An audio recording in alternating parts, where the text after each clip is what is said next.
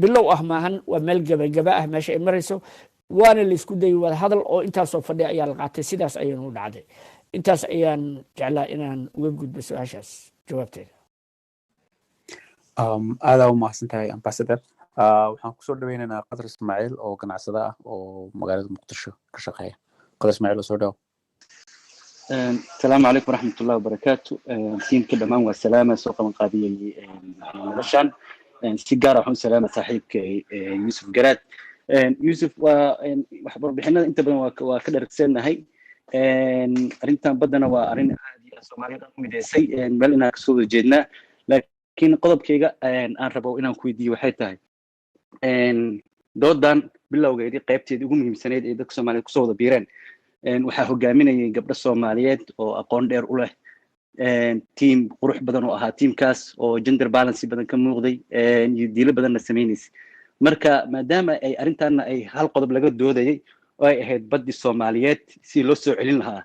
marka teamka ku jirina ay team ahaayeen xoogaal u ah warbixin badan ka hayeen wax badan soo akhriyeen mar aan dhageysanayay wasiirkii hore arrimaha dibadda wasiir muxuu ahaa prime minister ku xigeen ahayd Fawziya waxay tiri fayl waaweyn aan ka soo qaadnay New York markay ku soo biirinaysay ama ugu baaqaysay Mona Sharma in ay ka qayb noqoto arintan doodan iyo badda iyo hawl arrimaheeda marka dadka noocaas oo kala ah oo genderkana laga arkayay oo Soomaali dhanna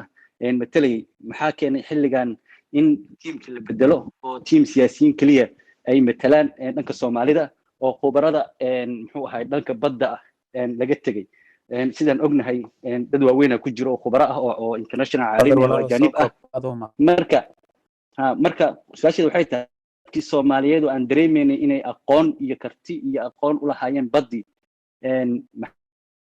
ama dadkii way aragay kale aada u mahadsantahay qadaro ambassador please waad mahadsantahay qadar waa ku salaamay waa su'aal meesha dadka qaar isweydiin karo waa marka koowaad horta waxa weeye style ayaa mar walba jira dowladda waxay ka qayb gelisay civil society bulshada rayidka ayaa laga qayb geliyey dad kala duwan oo gabdho badan ku jiraan ayaa jiray tiimku ahaa anigu waa ka mid ahaa markaasna mar ay gabar ayaana hogaaminaysay oo looyarad ahayd waxa weeye horta 2014 ayay markaas ahayd hadda 2021 macnaha qof walba oo maalintaa ku jiray muxuu maanta ugu jiri waayey lama dhihi karo hadda ka soo qabo markii dacwada lagu dhawaaqay jeedeeda anigu kuma jirin markii dacwada qaybtan kale la gudbinayay wasiir baan ahaa inaan ka qayb galo munaasib ma ahayn marka marba waxbaa jira dadkii laftoodii ayaa people move on after 2014 ilaa 2021 sanado badan ayaa u dhaxeeyay laakiin waxa uu ku sheegayaa core groupkii looyarada ahaa ee dacwoonay waa teamkii waa sidoodii dadka Soomaaliya matalaya siyaasiyiin kaliya ma aha Saalixi ayaan meesha gareeyay Saalixi waa nin khabiir ku ah samaynta maababka sida maababka loo sameeyo gaar ahaan badana khibrad gaar ah u leh maababka badda iyo soodimaha sida loo sameeyo mid gabarnimo inay ugu laakiin gabdho badan oo aqoon iyo way qurxanay fikradeeda laakiin dhankaas waa lagu dhaliili karaa dowladdu markay soo xulisay tiimka in ay qof ama laba gabdhood inay yihiin tiimka laakiin dadka badankood lagu soo xulay waxa aqoonta u leeyihiin hawsha xoogaalnimada ay u hayaan kiiska iyo la socodkiisii iyo qaybo lamid ah ma jirto qof waa nin halagu daro saa darteed loogu soo daray marka ra'yiga in gabdho ka maqan yihiin meesha waa jirtaa laakiin in la bedelay dadka dhan ama siyaasiyiin kaliya laga dhigay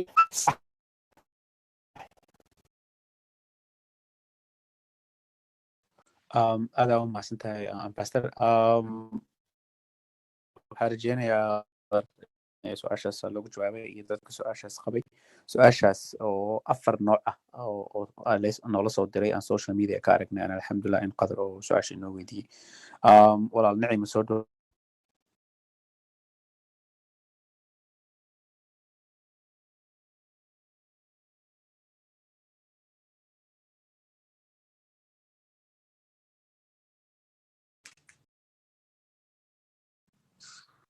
هلو نعم walaal su-aal ma haddaad su-aasha fadlan weydii ama dii kala deeqaan u gudbaynaa السلام عليكم وإن سلام دمانتين سلامي أنت جروب كسو أساستي دمانتين إن وحاويدين كليا ربنا ويديو إن نينكي هوري أو صومالي جها عبد القوي إن حلك كتجي حان معناها أن رجقنا ما سبيكرتان معناها إن 90% أو 80% أو 100% رجي intee la eg ayaan qabnaa aad u mahadsantihiin waa mahadsan tahay nacima walaal deeqo adigana su-aashaada raacsii si oo ambasadorka laba su-aal hal mar ugu jawaabo waa mahadsan tahay بسم الله الرحمن الرحيم ومهتنتي دمانتين انت سو أباب شيء برنامج كان واسديك رحلي هذا لو بهنا أمباشتور يزقراد والسلام عليا دمان مرتدى ميش جوكته warbaahinta maadaama dhinaca warbaahinta uu ambassadorku ahaa waxaan ognahay in marxalado kala gedisan ay soo martay xaaladda badda marka loo fiiriyana dalkanaga warbaahintiisa in dhinaca ka hadalka arrimaha la xiriira badda ay aad ugu hooseeyaan oo qaataan maaragtay wararka ay qorto ee warbaahinta Kenya marka marxaladan lagu jiro si dadka niyada loogu dhiso loo dhiirigeliyo dadkiina loogu muujiyo in hantidooda ayaga ay xaq u leeyihiin aysan dhacaynin in meel cilaa looga tago haddaan nasiibku ka helinin haddana la taagan yahay xilligii ugu dambeeyay oo win or lose ahaa waxaan dhihi lahaa ambassador Yusuf Garaad muxuu yahay doorka warbaahinta ee xilligan adiguna aad tala ahaan weliba aad ugu soo jeedin lahayd waa mahadsantiin aad waa mahadsantiin nacima iyo deeqa ambasador soo dhawo waad mahadsantahay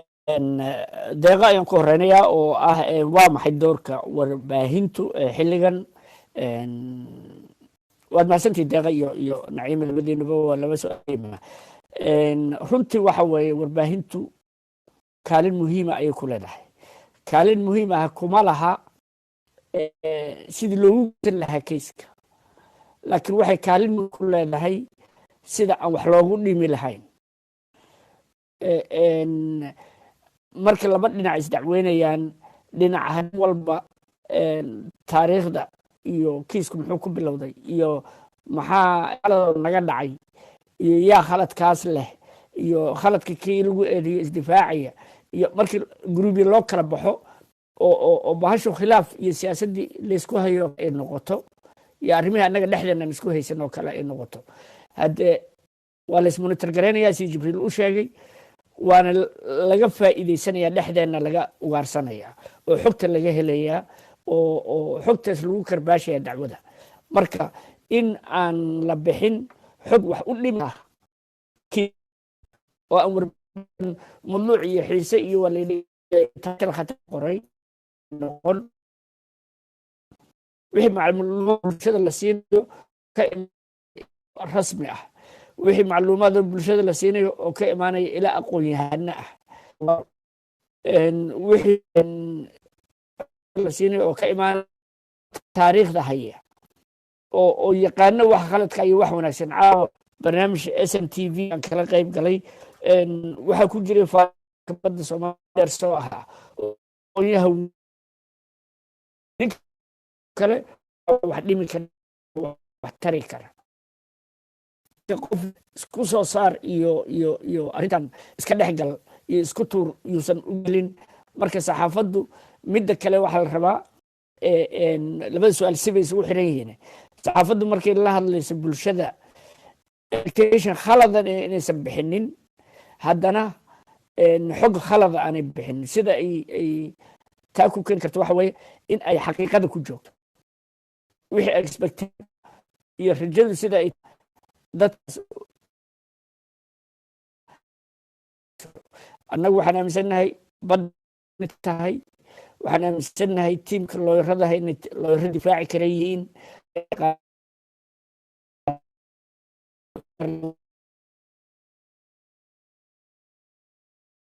aan weligood laga adkaa. waxaan aaminsannahay dowladdan inay ugu badnay oo kama dambaysa. waxaan aaminsannahay inaan ku guulaysan doono, laakiin waa dacwad kiis maxkamad yaalla oo jaaj halkaa fadhiya oo aan adiga ahayn uu go-aan karayo. marka mar walba cabsi iyo maxaa la yidhaha mar walba waa kugu jiraa, oo waa sababta loo diyaar garoobayo, loo tashanayo, qof walba uu up in arms yahay oo laanka aad usoo wada gasheen. marka taas waxay ii gudbinaysaa su-aashii Naciime. 100% qofkii yidhaahdana waa dabaal oo maxkamad wax yaalla oo dad ajaanib oo looyaro halkaa fadhiya ay go-aan gaarayaan. waa su-aal ayaa ku jirta, mar walba su-aal ayaa taalla. marka kaloo la yidhaahdana haddaanan aaminsan in waxaani ay yihiin dariiq intii tabartu tahay iyo sida ugu wanaagsan ee loo diyaar garoobi karana aan loo diyaar garoobin, dadkii saxda ahaana aan loo xulin, especially xagga looyarada ajnabiga ahna matalaya. hadde ma geynin qoorta ma dhiibaneen oo dacwadeenna ma geyneen maxkamad aan apiil lahayn. marka waxaan aaminsannahay inaan ku guuleysanayno. taas laakiin waa in naloo caddeeyo, nalo kugu dhawaaqo inaan ku guuleysano. inta ka horeysa su-aal ayaa mar walba calaamad su-aal ayaa madaxa ka saaran. هذا ما باستر أجل حلقة حوجا وحنا نقصه سؤال شيء نعيم ويدين سي ضد بدنا وين نسوي ويدين chance كي سوماليا اللي هاي social media أو إيران سيدت ناس كي ما دي أو you know chance كي واحد كجرا مرة بروفيسور جبريل سؤال شيء نعيم شيء تي إيو كل سوني ذا أو كيس كينا أو أن وضنا what's your view on that هذي كنا ما نوجد جواب كتاس intaan laba su-aal kale aan ku celinayna ambassadorka. bismillah walaal waa horta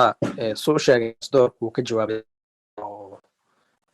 aan kalsooni ku qabin maxkamadda iyo haddii aanan ogeyn shudo siday tahay maba aanan aadnin maxkamadda oo maanan dacwoonin. marka Soomaaliya waxay qabtaa kalsooni ah in waxani uu yahay dhaxalkeennii, baddani tahay baddeenii, nidaamka maxkamadda iyo go'aamadii ay gaari jirtay iyo sida caalamka sharcigiisu u qoran yahay badaha oo Soomaaliya iyo Kenya labadaba qaybta ka yihiin. waxa aynu aaminsannahay in aynu guuleysanayno. laakiin sidaa uu sheegay danjiruhu waxa weeye waa arrin sharci ah oo maxkamadda oo dood laga galayo hadday iska sahlan tahay oo guusha cidda leh horey laga maxkamad lama aadin intaanu waqti lama geliyeen, waqti kaloo dheeri laguma sii dareen, taasoo garyaqaana kharash laguma bixiyeen, intaasoo sano marka waxay tahay in aan lahayn wada shaqeyn aanu siyaasada hadayana oo eri oo aan waxba laga dhex dayin arrintan iyada ah. waa mustaqbalkeennii, waa iyo awlaadiisi. marka waxaa la rabaa inaan maaragtay ogsoonaanana waxa kiiska la geeyey inay maxkamad tahay, maxkamadaasna aan rajeynayno inay cadaaladda fajiso, cadaaladdana aan ku rinagu ay guuci doonto. waa mahadsan tahay. هذا ماستر جبريل ولا دوران كسو دواو and then حسن جيسي أكو حاجة مرة abo daqo intaysan rabaa dadka inaan fahamsiiyo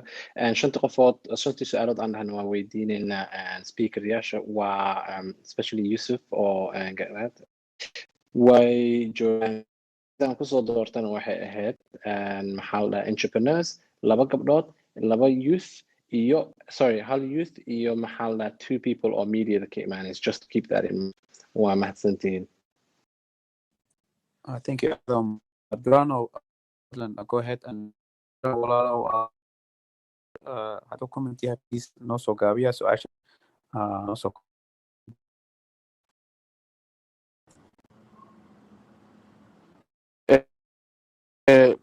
ku hormari karaa mise xasana waa ku hormaro aado yusuf masdor aado su-aalan qaba laakiin waa laga jawaabo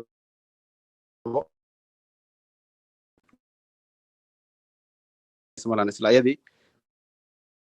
tiimka meesha noo jiraan waa inuu celiyo waxaan rabaa daqiiqad kusoo koobo waxaa aad loogu celiyey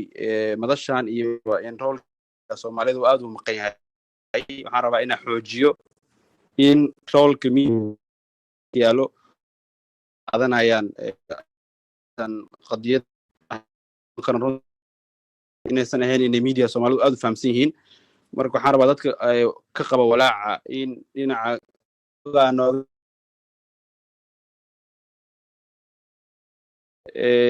horeyso iyo propagandada in aysan jirin oo media soomaaliya rool fiican ay qaadayaan oo uu warkooda cad yahay runtii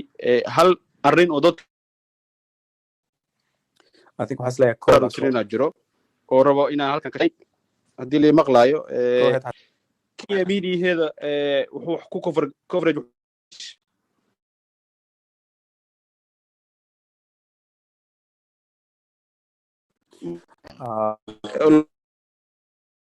English ahayn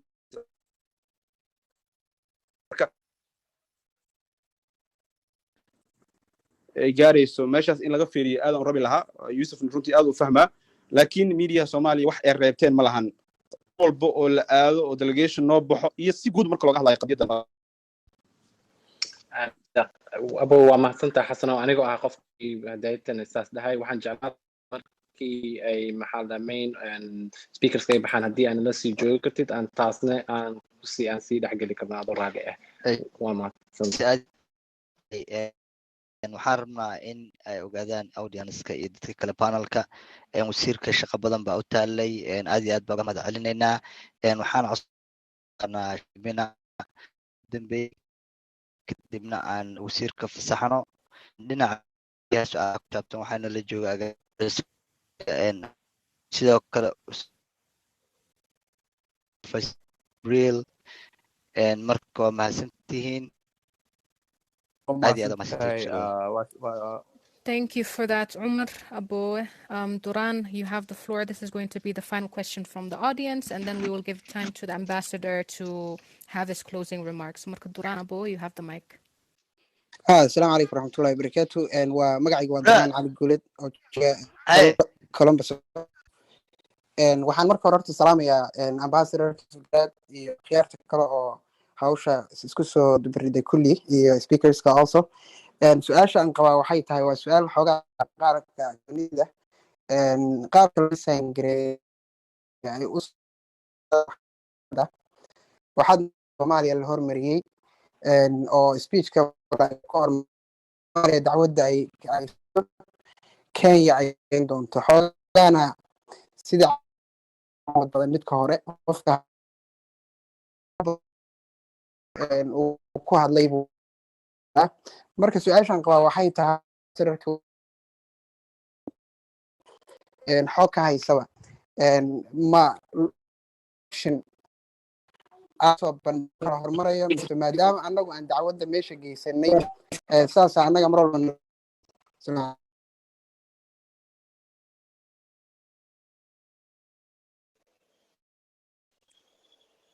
Ambassador Kusodwa, this is the last question. And no closing. Duran iyo Xasan Geesi oo ka horeeyay Xasan Geesi waa u salaaman doonaa laakiin Duran hadda Guuled waad mahadsantahay salaanta waan kaa qaaday waa su'aal aad iyo aad muhiim u ah aad sheegtay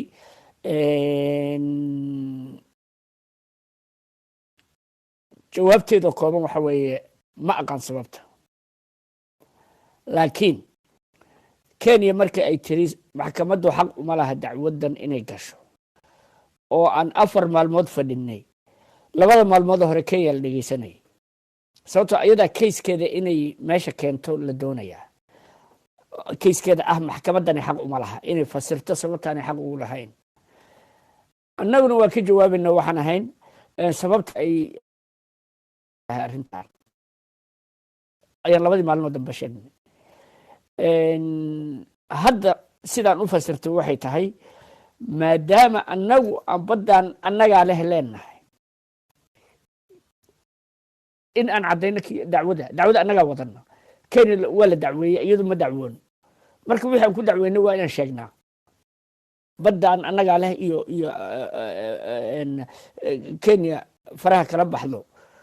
sheegashadeedana ha joojiso waa mid meesha taala marka anugu sidaasaan u fasirtay laakiin runtii waa su-aal madaxay ku jirtay welina aanan cidnana kala hadal optionna in la samaynayo uma malaynayo jadwalka maxkamadda dejinaysa soona jeedinaysa taas waa intaas xasan geesay tifatire xasan geesay waa ku salaamayaa tifatire sare agaasime ayaaba dhahayd idaacadda waxa weeye waa kaalinta anigu waa qabaa waa kula qabaa kaalinta saxaafadda soomaalida dadaal badan ayaa ka muuqda laakiin waxaa jirta horta soomaalidu waa dad nin saaxiibkay beri dambena siyaasad darteed ugu kacay profesor axmed ismaaciil samatar ayaa wuxuu dhihi jiray soomaalidu waa kashiidoo kale kashiidadu waa bashan caana qubta ay dhahaan dadku oo ay fallaaruhu ka taagan yihiin fallaaro yaryar baa ka taagan marka ay is aragto way isku soo orodaa si ay isu dugsato qabowgi markuu ku dhaco waa isu imaanaysaa markay saa isugu timaado ayaa waxa ismudaya fallaaraheedii marka haddana waa kala diriraysaa marka soomaalidu markay arkaan threat ama khatar uga imaanaysa dibadda badanaa way iskaashadaan way isku soo dhacaan way isla midoobaan dhinac bay kasoo wada jeestaan waa dabeecad aan leenahay waa dhinacyada aan ku fiicannahay soomaalinimada ku fiican tahay ayay ka mid tahay dhibaato qaran markay jirto dadku waa isu imaanayaan waana midaysan yihiin cugdadna ma kala qabaan marka laga gudbana badanaa waa ayagu waa ka gudbaan midnimadii marka horta sida hadda loo midaysan yahay iyo sida laysu kaashanayo iyo sida meel walbana lakaga soo wacayo iyo sida meel walba walaalka ila dhashay baa ay lahaa salaada markaan tukanayo sunnada ah oon sujuudayo madaxa dhulka dhigo ayaan ilaahay ka baryaa inuu baddaa nagu guuleeyo marka waad garan kartaa qofka meesha markay ka gaarto isagoon dowlad u shaqayn isagoon dowlad shaqa ku lahayn isagoo qaxooti ka ah hadduu doono marka soomaalidu hadda aad bay isula socotaa sidii loo maintain garayn lahaa oo midnimadeena iyo wadajirkeena iyo qadiyadaha waaweyn ee masiiriga ah siyaasadda hooseba ha lagu kala duwanaada haddii la rabe sidii loo maintain garayn lahaa waa howl noo taalla laakiin miidiyuhu dadaal badan ay sameeyeen inay sii xoojiyaan khatartan ay ka ilaaliyaan kiiska waa meel midda labaad international law ilkama laha markaan waxaan ka wadaa maxkamaddani ciidan ma laha ciidan ay xukumayso marka xukunka ridda ay leedahay soo fuliya ma jiro maxaan ula jeedaa taa annaga xaaladdan waa ka warqabnaa badda soomaaliya ee aan ka hadlayno sharikado kenya ee aan ka dacwoonayno kenya in laga saaro faraha kala baxdo sharikado shidaal oo kenya ay kontract siisay ayaa shidaal ka baarayay 3 sharikadood baa ku jiray baddaas dhulka baddaas ku beegan amaba ugu soo dhow ee soomaaliya waxaa amnigiisa ilaaliya ciidamo kenyana KDF marka haddii annagu dowladnimo iyo dalnimo iyo ciidan iyo difaaca xuduudaheena iyo cidna inaan ku duulno iyo violence anu maha waxaan ka talinayo laakiin waxa weeye haddaan wuxuu ways wataane maanta haddii naloo xukumo hadda kenya hadday akhyaarnimo samayso oo ay tiraahdo mar haddiina laka xukumay annagu international loogan hogaansanaha waana ka baxnay baddi wal an guud waana sida aan rajaynayno haddii marka baddana loo xukumo awood aan ku tagno iyo ka warqabkeeda iyo xuduudaheeda ilaalinteedana annagoon dal kale ku xadgudbayn dalkan annagu aan leenahay aan ku difaacna haddaan aan lahayn awood aan ku difaacna haddaan aan lahayn awood aan markabkii kalluumaysi khalada ka samaynaya aan ku qabanna aanaan lahayn awood aan markabkii shidaal ka baaraya ama ka qodaya aanaan joojin karin aanaan lahayn awood aan ku hor istaagno ciddii iyadoon permission naga qaadan dhex maraysa hadde waa dadaalkii iyo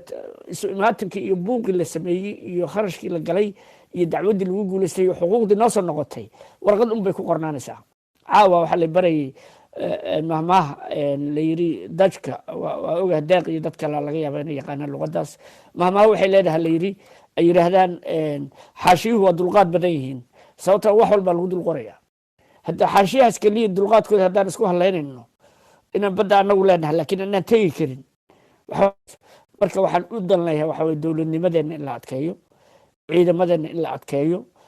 daris wanaagga iyo sharciga iyo dalalka nala dariska aan wanaag kula noolaano waa mid waa waajib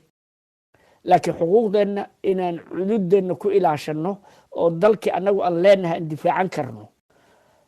cid aan permission naga qaadanna aanay see rabta ka yeeli karin waa inaan gaarnaa haddii kale annaga heeg nooma noqonayso dal iyo ciidan waadna mahadsantihiin aad iyo aad waxaan ugu mahad celinayaa dhammaan intiina kasoo qayb gashay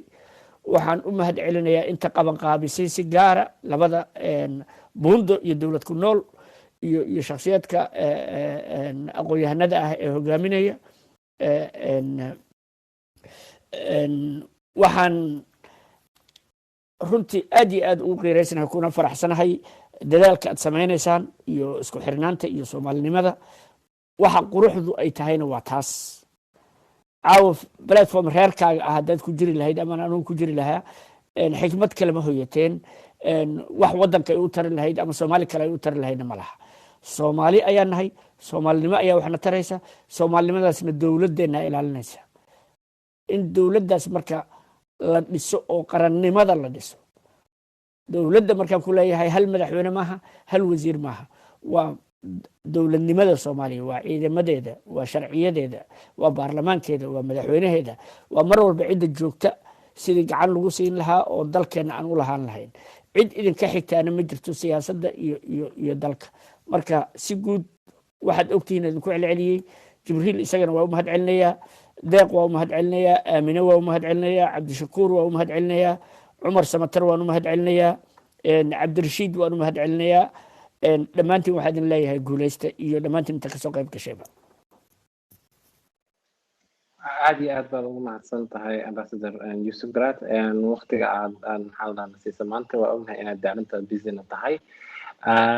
anigana waxaan rabaa horta inaan u mahad celiyo walaasheen maandeeq iyo Europe oo shalay qol igu soo jeeday ka hadlaya topican maxaa la dhahaa 3 saac qolkaas oo noo furnay and lot of maxaa la emotions ay dadkeena tusayeen in terms of supportiga ay insan marka horta walaalayaashan aad baad u mahadsan qolkaas aad noo furteen aadna ay igu soo dhaweyseen and possibilityga aad maxaa la maantana aad possible nooga dhigteen markaas ka bacdi waxaan jeclaan lahaa walaalyaal aad marka ugu horeysa aad tahay aad session yaashan imaanaysiin in aad follow gareyseen bridge bundo waxaan ugu talagalnay in aan topic-yaasha oo maxaa la dhahaa of interest to the Somali people in aan dad aqoon-yahan aan u keenno sidii aad wax uga barano tan ka bacdi haddii la dhaho next steps ahaan haddaan ka hadlayno waxaan jeclaan lahaa inaan arko every single one of you in a single tweet caawa ka dhiibto in terms of sessionkan saa u aragtay and mase your maxaa la dhahaa your kind of support aad siinaysid teamka oo deegtaan hadda ka bacdi on Monday the 15th ilaa 24th March noo dagaalgalayo taasna waxaad taageeraynaysiin ICG Soomaaliya taas ugu mahadsantiin next waxaan soo dhaweynayaa Cumar Samatar oo iyo maxaa la dhahaa oo maanta nagala wada qaatay anakoo bridge gareynayna gapka between different clubs idinkoo iga raali waxaan u haystaa in lay fasaxay waa lagu fasaxay ambassador aad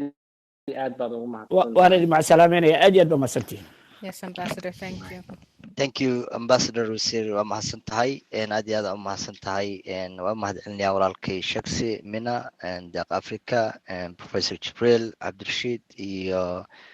dadka kale ee panelka ka qayb qaatay bahda Bridge Bundo iyo bahda aniga ka tirsanahay ee dowladda ku nool waxaan rabaa inaan u mahadceliyo inta badan waxaa jirtay doodii kale ee saddexda beri socotay ee isugu imaanayeen dadka Soomaaliyeed ilaa iyo muddo 3 days ay socotay waa kooxda ayada laftigeeda ICG Fox oo ahayd badeena waa dhaxalkeena iyo dhiiggeena ayagana waa u mahadcelinayaa ayagaa fikrad iyo mataqaanaa oo ahaa isku imaatinkan ummadda Soomaaliyeedna waa shaqsi wax waajib ah oo shaqsi walba saaran difaaca dalkiisa mana la siyaasadayn karo waa idin mahadcelinayaa markaas walaalkay deeq iyo mina iyo shaksi iyo dhammaan bahda Bundo Bridge waa mahadsantiin. I wanted to say a special thank you to our audience members. This has been a trending topic for the past couple of days on this app, but we really wanted to bring in a voice of authority, someone who's been there, someone who's been through the process that could give us some additional information and some well-needed context, because it's a topic that when it comes to obviously our something that is so dear to us, a lot of people have emotions and people might not be able to express their points clearly. So for us, it was really important to have the ambassador with us tonight. And I want to thank Professor Jibril as well. I want to thank Professor Jibril for being with us as well. And Deq, mic over to you. aad u mahadsantahay mina ambassadorka wuu naga tegay yes laakiin qolka we will continue qolka waa noo sii soconaya dadka mic waa loo furayaa so we can get your feedbacks iyo waxaan ka baranay ambassadorka wuxuu nagu soo kordhiyey iyo situationka hadda waxaan la jooga Professor Jibril Maxamed asigana aan ka faa'iideysano marka taasaan planka taas waa the next step marka Cumrow iyo Cabdinuur idinkana ku soo dhawaada waa mahadsantahay walaalkay deeq hal mar waxaan rabaa inaan soo dhaweyno walaalkeen Cabdinuur agaasimaha asaguna hadda panelka nagula soo biiray waa mahadsantahay soo dhawow. waa dhawahay walaalkiis maxaa la dhahaa Jibril iyo Cabdinuur, if you can put some comments in haddii okay u tihiin waxaan jeclaan lahayn inaan dad kor u soo qaadno oo su'aalaha waxa ay qabaan oo waxa ka dhex guuxay in aan maqalno after this, and then waxaan jeclaan lahay maybe some inaan ka hadalno dadka shacabka maxay qaban karaan in terms of social media. Is it wise in aan maxaa la dhahaa inaan ka hadalno topic on social media heavily anaga xalay waxaan isku diiwaangelinay advice gareynay qofka Soomaaliyeed qofku yaqaanaba in aan support siino on social media one hashtag aan isticmaalno aan maxaa la topic aan na face gareyno taasna waxaan ka dhihi lahayn waan jeclaan lahay and if that's a feasible action next step ahaatee. shaksi iyo mina iyo deeq iyo cumar iyo Professor Jibril waa mahadsantihiin waxaan rabaa fursadda inaan uga faa'iideysto inaan tacsi u diro qoyska iyo ehelada ay ka baxeen madaxweynihii afraad ee jamhuuriyadda Soomaaliya mudane marxuum Cali Mahdi Maxamed oo hadda lafteedu war aan helay la leeyahay xaaskiisana goordhawey geeriyootay labadoodaba Allah ha naxariisto. waxaa kaloo tacsidii tiirayada la wadaagaya qoyska Janaal Axmed Jaamac oo ka mid ahaa dhalinyaradii xornimo-doonka iyo gobonimo-doonka kadibna ku biiray nidaamkii daakhiliga ahaa ilaa shaqeynaya taliyaha booliiska ka gaaray haddana wasiirka amniga iyo taliyaha booliiska la taliye uu ahaa isagana Allah ha naxariisto Muqdisho ku geeriyooday caawa. waxaa kaloo isagana maanta galinkii hore geeriyooday xildhibaan Bono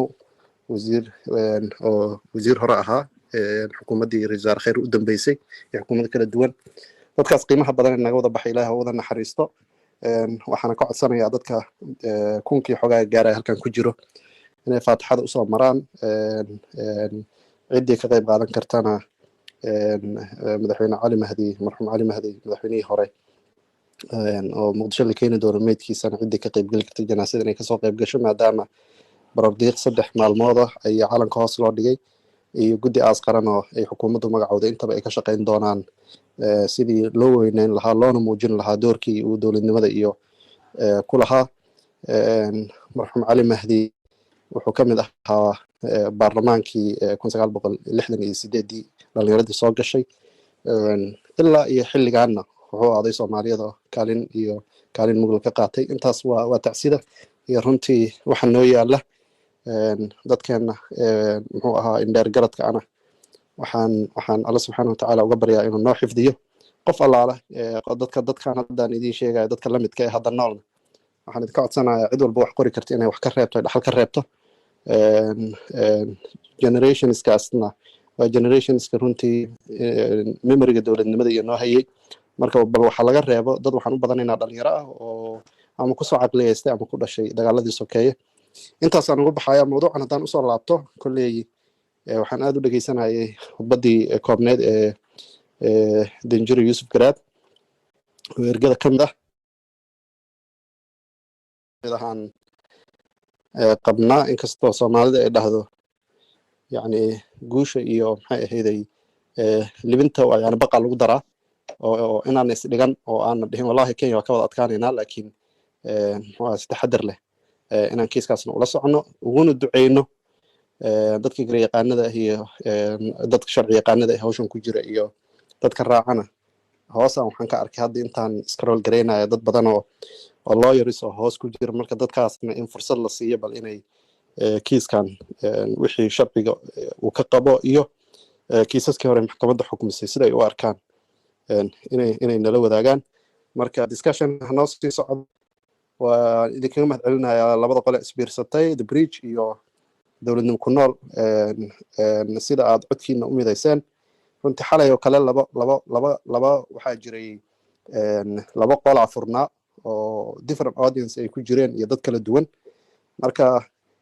sidan ha loo midayo cid kasta oo mawduucan ka hadlaysana waxaan jeclaan lahayn in dhammaanteen hal meel aan isugu wada geyno caqliyadeenna iyo maxay ahayday iyo gorfaynta hawshan. waxaan idinkaga tegayaa yaanan isu kala qaybinin mucaarad iyo muxaafad. xalayna waa ka sheegay boggii sheekadan ay ka socoto deeq iyo muxuu ahaa gabadhii walaashan ay gacanta ku hayeen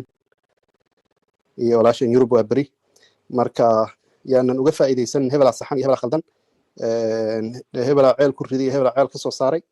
dowladdii tagtay waxba kama qaban iyo midaan hadda joogto waa ka gaabisay. waxyaabahaas oo dhan waa political statements iyo wax kala eryasho. siyaasadeenna arrimaha gudaha iyo waxyaabaha soomaali ahaan aan isku jijiidi karno way ka weyn tahay arrintan. marka midnimaha la muujiyo intaasaan runteedu ku biirinaya. waa mahadsantihiin. waa mahadsantahay walaalo. professor jibriil fadlan soo dhawaa.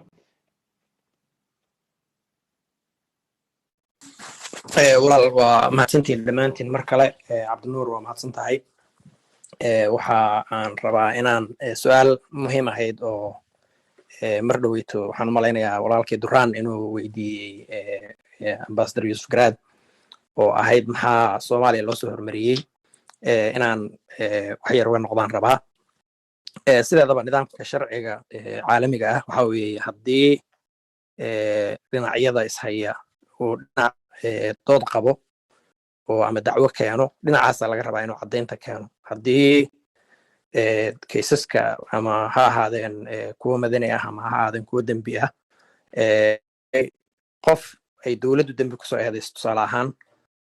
qofkaas isaga ah caddayn lagama rabo. dowladdaa laga rabaa inay ku caddaysato qofkii inuu eedi galay. haddii qofku uu haysto wax uu isku difaaco oo uu leeyahay aniga meeshaba ma joogin ma ihi qofkan waa wax kale, laakiin dowladdaa laga rabaa mas-uuliyadda ah inay caddayso cidda gashay dembigan. dhanka kale haddii madani uu yahay oo adiga iyo qof kale aad is haysaan ama laba dowladood hadda dowladaha keliya ayaa isla tegi kara maxkamadda caalamiga ah ee cadaaladda. markii dowladaha ay isqabtaan bay ama isku hay dowlada geyn kartaa ay oran kartaa hana la kala saaro ama fikrad weydiin kartaa. laakiin dowladda wax keentay baa laga rabaa inay caddayso arrintan ay ka cabanayso waxa ay tahay inay xaq u leedahay, inay caddaymo haysato ay ku muujinayso in xuquuqdan ay iyadu leedahay oo dhinaca kalena uu ku xadgudbayo. dabcan sida uu ambassador yuusuf garaad sheegay markii dowladda soomaaliya ay geenaysay dacwadan baddaas soomaaliyeed waxaa ku jiray shirkado shidaal ka baarayay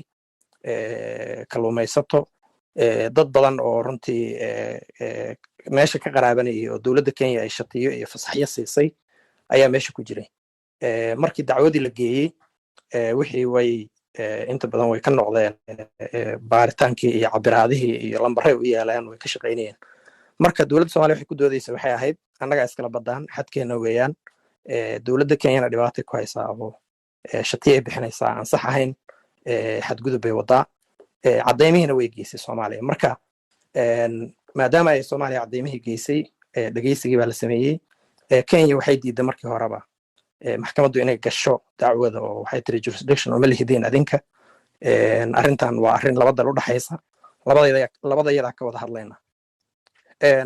Maadaama dacwadii ay ka dhex furtay dood Kenya doodaas ay la timid in la qanciyo oo la ogaado waxa ay ku salaynayso weeyaan.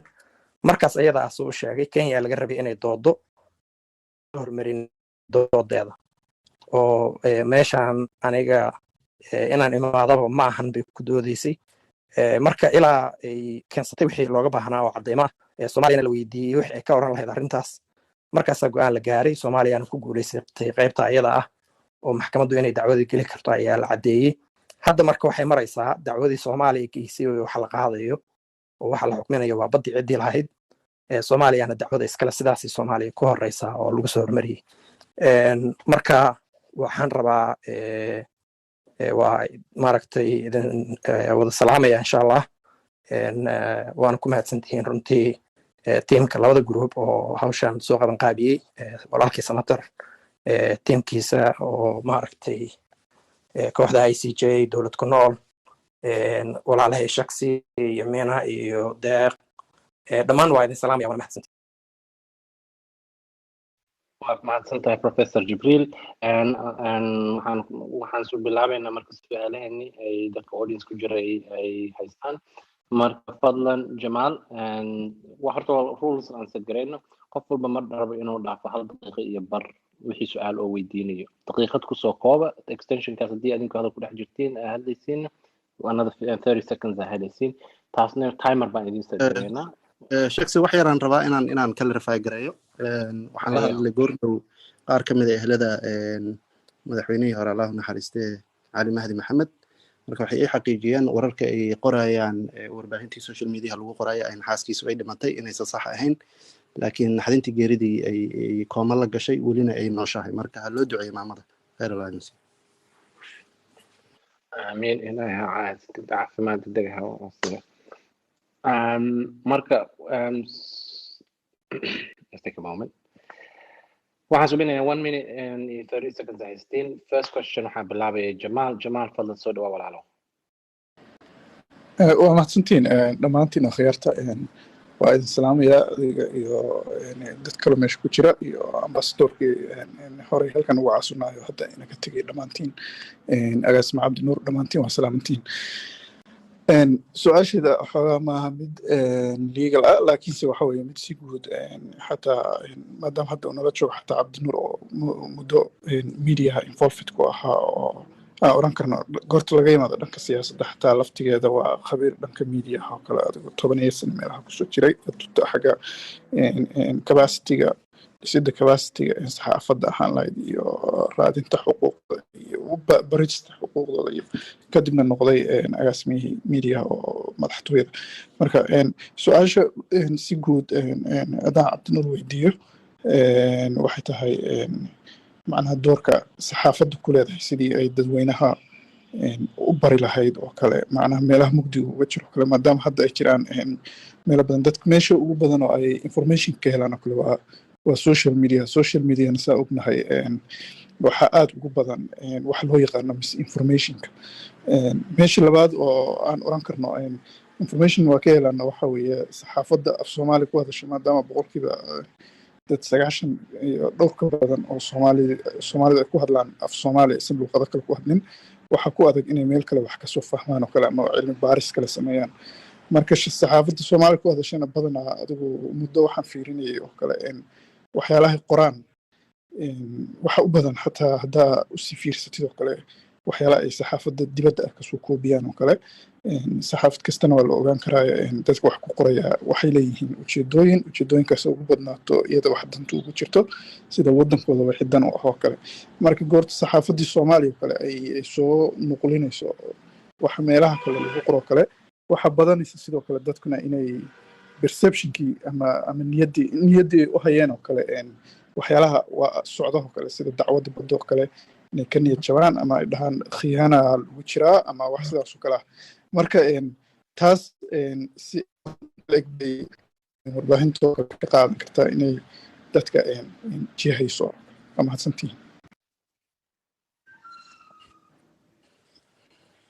ma ka jawaabi karaa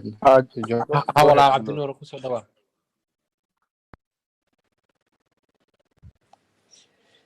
jamaal waa mahadsantaa walaalkay waa run inkastoo 6 bilood ugu dambeysay aanan ku shaqaynaynin doorka iyo ka shaqaynayay warbaahinta madaxtooyada oo walaalka cabdirashiid uu hadda ku magacaaban yahay booskaas haddana xilligii aan afhayeenka ahaa runtii waxaan xasuustaa caqabadda ugu weyn naga qabsan jirtay waxa Kenya iyo aan maraaya iyo arrintan ku saabsan badda waxaa jirta safar aan ku tagnay Nairobi exactly ma xasuusto laakiin 2019 bilowgeed inay hedan rajeynaya markii booq siyaasadeed uu bilaabanayay inta aan Nairobi u duulinaa waxaan qornay sababta la socday prime minister ay u tagayaan maxay ahayd Nairobi inaysan arrimaha badda ku jirin laakiin de xiriirkii iyo xarkihii aan kala goosanay oo sidii loo isu dejin lahaa inaan maxay ahayd halkaa la tagno saxaafadda Kenya dhan waxay tabinaysay inaan waxyaabaha laga wada hadlay aysan ka mid ahayn arrinta badda laakiin taa cagsigeeda saxaafadda Soomaaliya inteeda badan waxay qorayeen inaan annaga been sheegayno oo waxa meesha loo tagaba ay tahay arrintii badda madaxweynaha inuu qaadan wadan yahay in wax la qarinayo sidaas la mid ah waxaan jeclaan lahaa caawa in uu ku jiro danjir abkarbaale New York waxaan u tagnay shirkii qaramada midoobay aniga waxaan ku jiray tiimkii hordhaca meesha tagay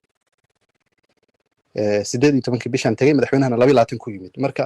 aniga iyo danjir abkarbaale ayaa waxaan kasii wada shaqaynaynay in kulan uu codsaday madaxweynaha Masar Cabdulfataax Asiisi oo ahayd inta aan guddoonka Afrika ee wareega ah oo sanadkiiba mar head of state oo Afrikaan uu qabto inta aan hayo ayaa waxaan rabaa inaan soo afjiro buuqa Soomaaliya iyo Kenya ka dhaxeeya Kenyaankan uu la hadlay oo ayaga dalab u dirsaday anaguna waa nala soo xiriiray dal Carbeed oo Muslim ah tihiin oo walaal ah buuqan uu idin saameynayaa nimankaana waa niman idinka diblomaasiyad iyo xiriir badan idinka contacts badan idinka saaxiibo badan badda idin dambaysa normalization of relations hal la sameeyo 3 jeeran ergada Masar New York la fariisanay waxaan ku niri nimankan waxay rabaan inay ka macaashaan aragtida kaliya oo ay u rogaan inay ka dhigaan arrintii badda inaan kala hadlaynay maya waxay intiiba nagu adkeeyeen contactiyan la sameynayna waana wargelinay madaxweynuhuna wuxuu xiiseynayaa oo kaliya in xiriirka diblomaasiyadeed ee Soomaaliya iyo Kenya sidiisi lagu soo celiyo arrinta baddan halkeeda loo daayo adii back and forth saan isugu noqonaynay 22 madaxweynaha noo yimid taladayna wax guud Asiisi ku kala dhiman lahayn nimankan arka hadiiba uu ogol yahay oo uu raay yahay inaan wax qabsan korgoonin rabnaa in maxay ahayd aan kulanka aqbalno sidii baa marka kulankii ku aqbalnay madaxweynaha Djibouti markii dambe nagu soo biiray oo asagana runtii qayb ka ahaa anagu marka waxaan ku talagalnay is araga kaliya Kenya inay rabto inay sarifato oo ay pressure ku saarto waayo waxa ka fashilmay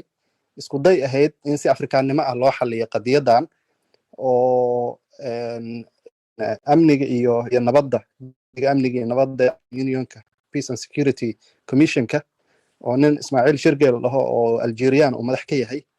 ayay u gudbisteen codsi ah waxaan rabnaa in qadiyadda Soomaaliya in lagu xalliyo si Afrikaannimo ah marka tii waxaa dhacday wadamo 15 xubnood ka kooban yahay guddigaas inaan ka campaign garaynay oo wadamo hadda aadna filayn inaan taageero ka helayno ayaa runtiina taageeray oo tooga ka mid tahay oo difaacay aragtida Soomaaliya ah in baddaan iyo arrimaheeda ICJ loo daayo oon qaaradda Afrika iyo komishiinadeeda inaan la dhex keenin muran labadan dal ka dhexeeya cadaaladda adduunkana inay ku qancaan oo la support gareeyo marka Kenyaanku waxay ka dabaqtamayeen maadaama taas aan kaga soo adkaanay inay halkan haddana buuq kale ka furaan summitkiina waa la isugu yimid annagu waxaan aragnay dalalkii markaas non permanent iyo kuwii shanta ahaa intaba ayaan wareegaynay 3 maalmood oo shirku ugu xooganaa oon arkaynay Vietnam ha noqoto muxuu ahaa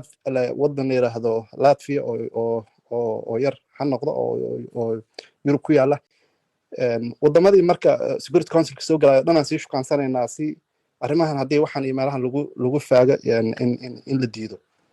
marka kulankii markuu dhacay dulucda hadalkayga waxaa kulankii markuu dhacay hoolkii labadii madaxweyne markay ka soo baxeen statement sii daynay caddaynayso in wadahadallo uu garwadeen ka yahay madaxweynaha Al-Sisi in la isugu yimid waxaa laga wada hadlana inay tahay dib u soo celinta xiriirkii iyo diblomaasiyaddii iyo xiriirkii ka dhexeeyay labada dan wixii muran ana halkaa lagu xalliyo wixii la xiriira kiiskaas baddan in ICJ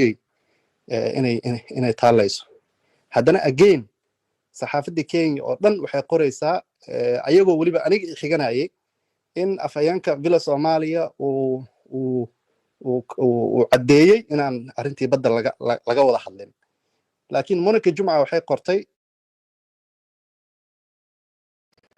tweet ay leedahay arrimihiina waa la isku soo qaaday ay leedahay marka macnaha dulucdan u socda waxay tahay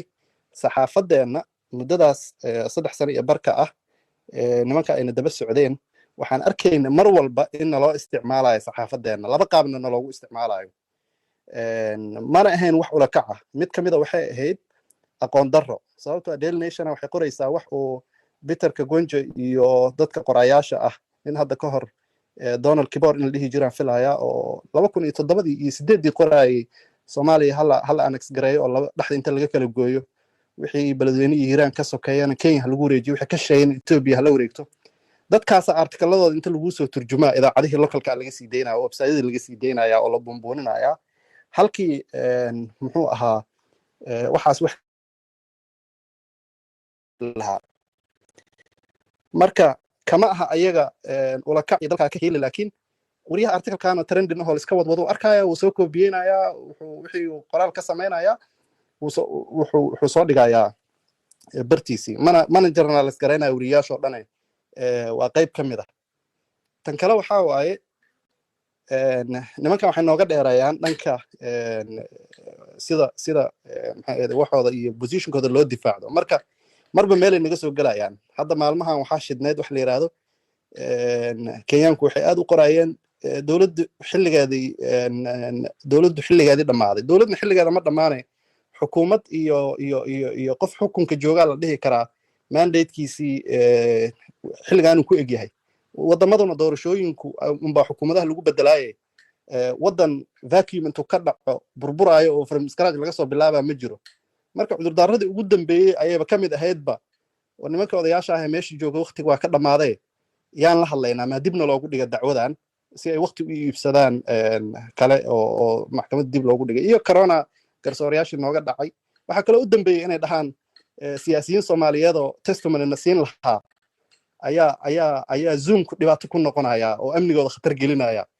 marka mar walba waxay isku dayayaan ayaga inay steerinka leexiyaan oo maxkamadda ka leexdaan oo meel cilla iyo geed hoostii inaan wax ku kala goosano laakiin mar walba dawladdu waxay ku taagneed maya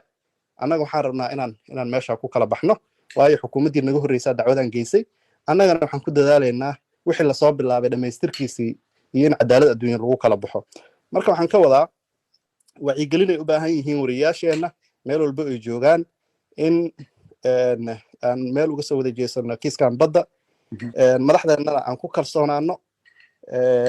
muxuu ahaa dadka namatalaya iyo garsoorayaasha namatalayana muxuu ahaa sharci yaqaanada namatalaya inaan ku kalsoonaano kuwa xitaa dacayad ka dhigaya ayagoo og inaan la bedelin looyaradii saddexda ahayd ee dowladdii madaxweyne xasan sheekh ay qortay iyo kambanigii loo hayr gareeyey inayna difaacdaa weli sidii noo difaacda haddana waxaa la qorayaa waxaa la bedelay garsoore waxaa laga eriyey qof waxaa lasoo bedelay safiir waxaa case manager ahaayoo caseka gacanta ku hayay qof hebel muxuu ahaa qof hebelaa lagu bedelay waxyaabahaasoo dhan waxba kama bedeli karaan habsami u socodka dacwadda waayo shaqada ugu badan waxa qabanayo waa tala bixin sharci waxa kale ee muhiimka waxay tahay ma jirto statement dowladda waxyaabaha aadka looga dadaalay ka mid ahayd oo wasiirada arrimaha dibadda iyo sugaraad xilliguu joogay iyo hadda wasiir cawad markuu joogay iyo hadda wasiir maxamed cabdisaaq uu joogo yacni statement walba oo meel ka taabanaysa arrimaha badda oo dowladda soomaaliya ama wasaaraddeeda arrimaha dibadda ka baxay ama madaxtooyadeeda ka baxday waxay martay shirkaddaas oo fiirinaysa in wax un laga qalloocin karo advantage u noqon kara kenya iyo keyskeeda marka waxaa laga yaabaa dad fara badan hadda halkan ku jira inay mar walba question garaynayaan war madaxweynuhu muxuu mikrofoonka u qaadan la'yahay oo idaacadaha usoo istaagi la'yahay oo qadiyadda u difaaci la'yahay oo uga hadli la'yahay oo war soo baxa ay u dhihi la'yahay wuxuu u dhihi la'yahay waxay tahay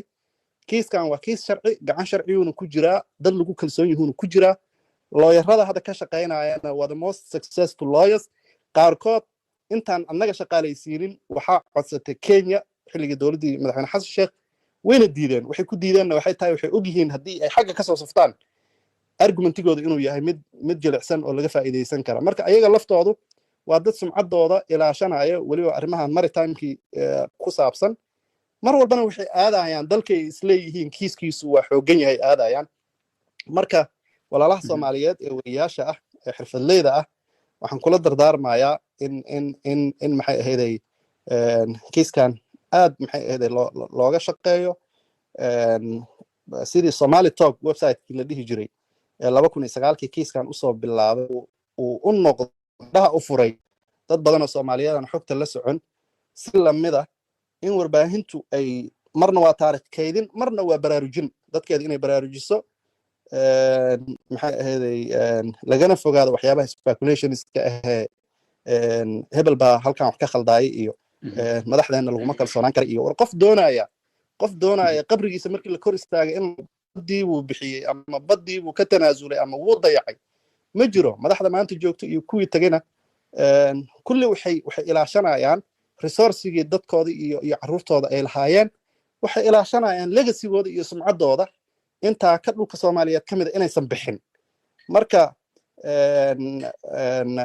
waxyaabahaas lagu mar walba lagu andacoodo oo ah ha laga hadlo iyo ha la soo baxa iyo yacni arrin sharci oo ahaday u baahan in aad looga taxadiro xitaa ereyada la isticmaalayo in lagu degdega ma aha aan u ducayno tiimka ambasadorada ahee baalle iyo ambasador baalle iyo ambasador yuusuf garaad iyo injineer saalixi nin la yidhaahdo oo runtii dadkii hawshan soo bilaabana ka mid ah dadka culumtan badaha iyo geoscience-ka aadka u yaqaan xitaa maabiska aan hadda haysano iyo maabka hadda mar walba aad aragtaan ay ku jira meelo badan baa runtii aad ugu dadaalay oo asad waddankan uu leeyahay dadkaas oo dhan ha loo wada duceeyo iyo dadka kale ee runtii ku weheliya xeerlaaliyuhu ka mid yahay iyo sharci yaqaanadaba in loo duceeyo marka warka waa ku fogaaday laakiin dadkeena aqoon-yahanada ah waxaan rabnaa inaad uga faa'iidaysaan qalinkiina wax badanaa qabiil la qoray oo kala qaybsanaan wax laga qoray oo hadda whatsapp gruubyada haddaad gasho waxa laga hadlayo waxaa waaye doorasho ma dhacaysa hebel baa khaldan dowlad baa xil ka dhacay laakiin energygaas energy mid la mid ah in lagu bixiyo in wax laga qoro waxyaabaha hadda annaga macaawinayana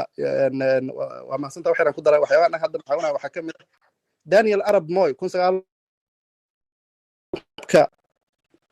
ay kenya gudbisatay oo weliba onclos iyo hay-adaha un-ka arkiibyahooda aan ka soo helnay waxaa waa midkaan hadda ku doodayno in khadka meesha uu ka soo galay xuduudda inuu toos straight line ahaado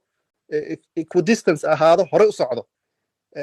1979kii waaye waxay kenyaanku geeyeen kenyaanku marka waxaa ka khaldamay oo u baahan ayada lafteeda inaad baaris ku samaysaan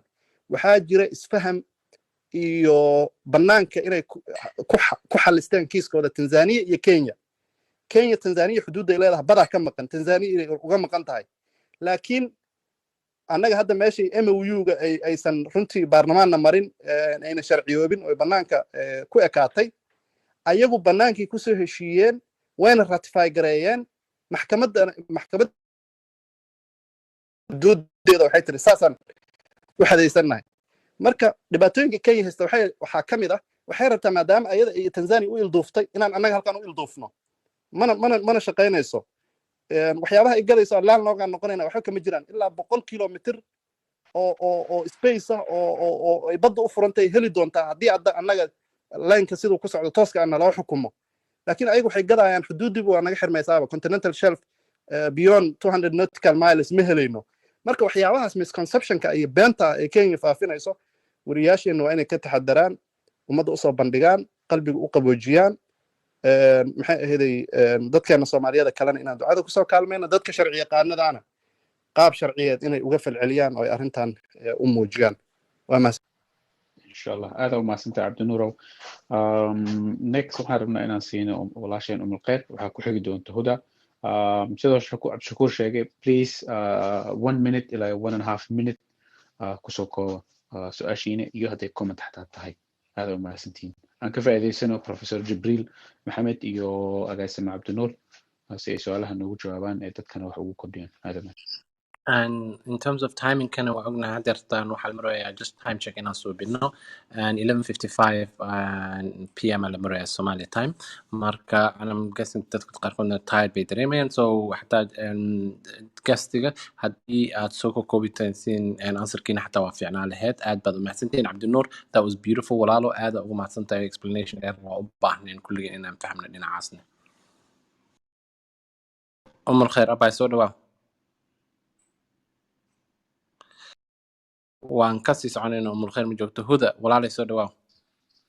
waan dhawahay walaal assalaamu calaykum waan salaamayaa faraxsanahay inaan habeenkii labaad ka qayb qaato doodan su'aal waxaan rabaa inaan weydiiyo Jibril su'aal waxaan rabaa inaan weydiiyo Cabdinuur anoo raba inaan ka faa'iidaysto waqtigayga su-aasha Jibril aan weydiinaya waxaa weeye abay anoo raali ah waa badannahay hal su'aal ka dhig midda kugu muhiimsan hal gastiga weydiiye adoo raali ah codkaagana kor u qaad adoo mahadsan walaal okay su-aasha aan weydiinaya waxaa waaye Jibril la xiriirta badda waxaa jira u doodaya badana wax information fiican waxay yihiin iyo meelaha ay ka soo jeedaan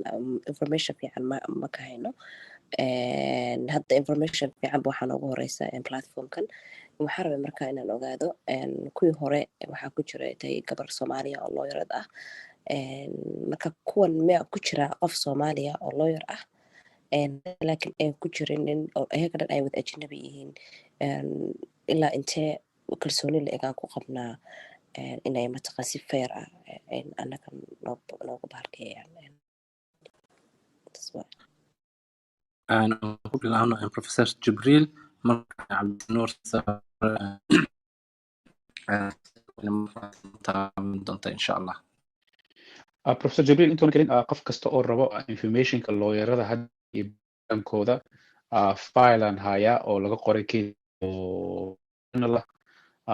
profilekayga tag inbox ii soo dir linkigan kuu soo diraya sida adiga xataa naftarkaaga research u samaysid casekaana adiga naftarkaaga cilmi baaris u samaysid intaad dad kale un awar ka dhegeysanay aad waa mahadsantihiin Professor Jibril soo dhawaad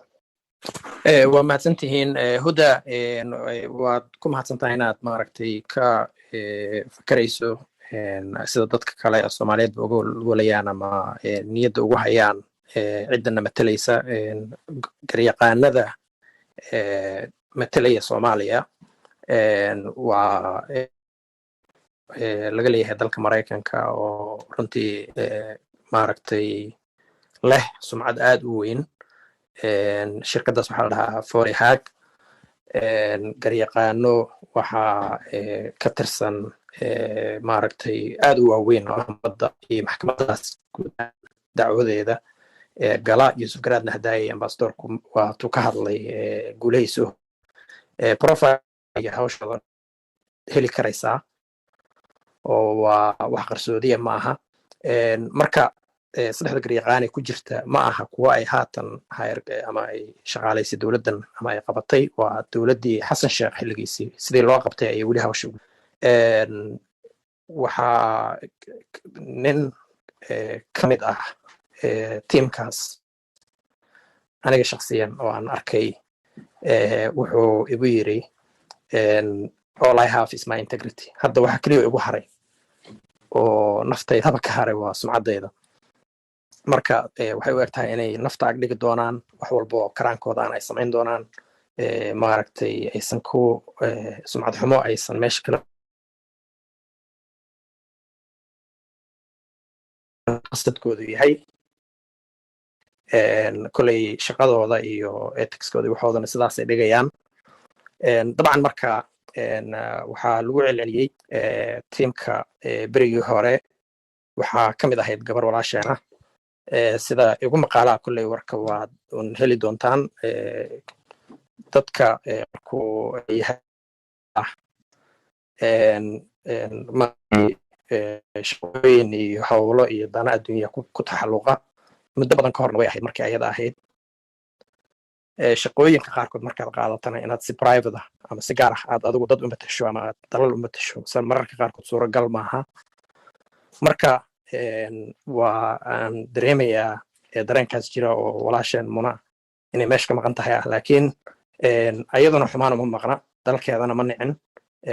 dana un iyo duruufo gaar ah oo shaksiyana weeyaan. laakiin tiimku waa si buu u dhisan yahay. qoftaas oo keliya oo wayna imaanayaan duruufaha hadda way isbedelayaan oo sidii hadda ay uga shanqariyey waxa waaye cali faqi oo ka mid ah tiimkan oo ragga ku magacaaban meesha maxkamadda keeska ku qoran ka mid ah.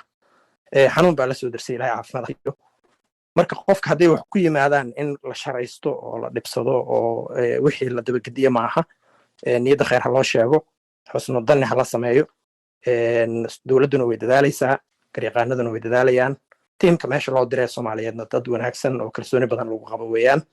waana mahadsan tahay. waa mahadsan tahay Professor Jibril rasmi Cabdinuur walaalo kusoo dhawaad. Do you have any comments? ma wax comment samahayo waa dhegeysanaya barnaamijka haddii ay wax su'aalo ayib insha Allah waa mahadsan tahay. Okay. Yasin walaalo Jamal iyo Huda haddaad audience ku noqon kartiin waa mahadsantihiin. In the next round haddaa weli kor joogtiin anaa idin celinayo. Yasin walaalo soo dhawaa. Yasin walaalo soo dhawaa. hal qof iga hormari waxaa gacanta ku waaya Baafo walaalo soo dhawaa.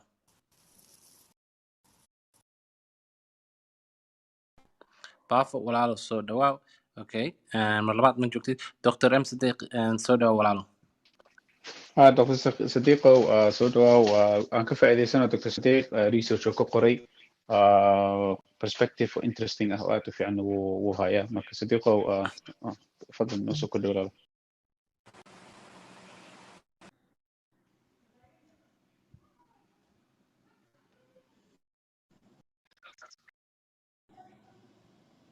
Okay. Fartuun walaalo soo dhawaa.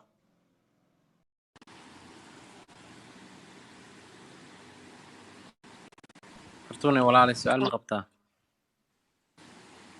Hello, السلام عليكم. وعليكم السلام. adoo raali codka haddaa kor u qaadi kartid waa fiicnaa lahayd.